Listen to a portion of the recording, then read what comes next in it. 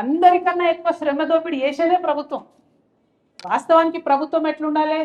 ఒక ప్రైవేట్ కంపెనీల 50 మంది ఉద్యోగులు ఉన్నారంటే వాళ్ళకు జీతాలు మినిమం వేజెస్ కన్నా తక్కువ ఇస్తే ప్రభుత్వం కొరడా జులిపించి నువ్వు ఇస్తావా సస్తావా అని ప్రైవేట్ యాజమాన్యాన్ని భయపెట్టి ఇప్పియాలి. కానీ ఇలా ఏం జరుగుతుంది?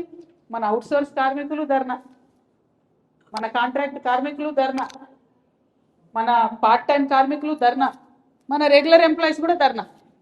ప్రతి ఒక్కరు కూడా మాకు పనికి తగ్గ వేతనం వస్తలేరని ధర్నా, బాధ, ఆక్రోశం, ఆవేదన. ఉల్టా ఎవరన్నా గట్టిగా పిడికిలేసి మాట్లాడితే కేసులు పెట్టుండ్రి, వీళ్ళకి సస్పెండ్ చేయండి, లేకపోతే ఇందాక మా శివమ్మ చెప్పినట్టు పొలిటికల్గా ఒత్తిడి పెట్టండి. ఇట్లుంటాయి ఆ ప్రభుత్వాలు అంటే.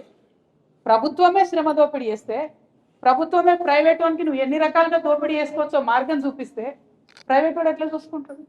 ప్రైవేట్ కంపెనీలు అంటే లాభాలకు పెట్టినాయి. మరి ప్రభుత్వంలో ఉన్న కార్మికుల్ని, ప్రభుత్వంలో ఉన్న వర్క్ ఫోర్స్ని ఎంత బాగా చూసుకోవాలి ప్రభుత్వం? ఇవాళ నేను టీఆర్టీయూ లీడర్స్కి, టీఆర్ఎస్ పార్టీ నాయకులకి చాలా బలంగా చెప్పదలుచుకున్నా, మనము ప్రభుత్వంతో చాలా బలంగా కొట్లాడాల్సి ఉంటుంది. ప్రైవేటులో ఉండేటటువంటి అనార్గనైజ్డ్ సెక్టర్లు ఉన్నటువంటి కార్మికుల కోసం ఎంత బలంగా గలమెత్తుతామో ప్రభుత్వం మీద అంతకంటే బలంగా గలమెత్తాలి. ఎందుకంటే ప్రభుత్వం మార్గదర్శకంగా ఉండాలి. ప్రభుత్వం అనేటటువంటిది ప్రజలకు కానీ ప్రైవేట్ వాళ్ళకి కానీ మార్గదర్శకంగా ఉండాలి.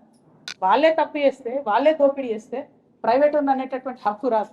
కాబట్టి ఖచ్చితంగా ప్రభుత్వంలో ఉన్నటువంటి కార్మిక వర్గం కావచ్చు, అవుట్సోర్స్ ఎంప్లాయీస్ కావచ్చు, వీరందరి పక్షాన కూడా మేము నిలబడి పనిచేస్తాం.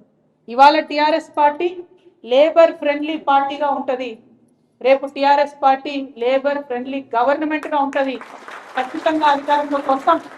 వచ్చిన తర్వాత ఒకటే విధానం చెప్తున్నాం, టీఆర్ఎస్ పార్టీ అధికారంలోకి వచ్చినాక తెలంగాణ రాష్ట్రంలో అందరూ పర్మనెంటే ఉంటారు. ఎవరు అవుట్ సోర్సింగ్ ఉండదు, ఎవరు కాంట్రాక్ట్ ఉండదు, ఎవరు కాంట్రాక్ట్ ఉండదు.